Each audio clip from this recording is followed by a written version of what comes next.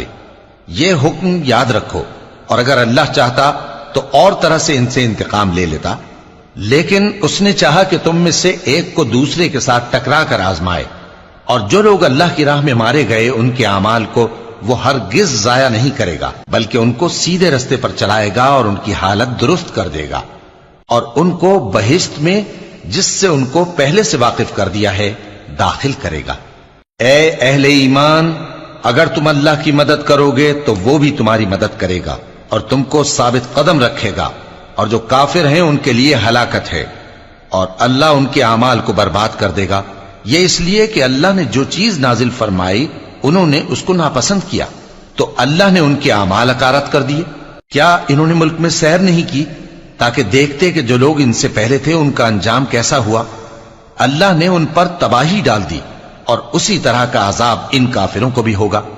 یہ اس لیے کہ جو مومن ہیں ان کا اللہ کارساز ہے اور کافروں کا کوئی کارساز نہیں۔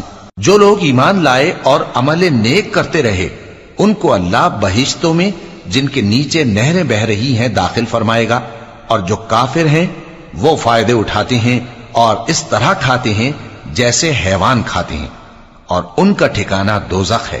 اور بہت سی بستیاں تمہاری بستی سے جس کے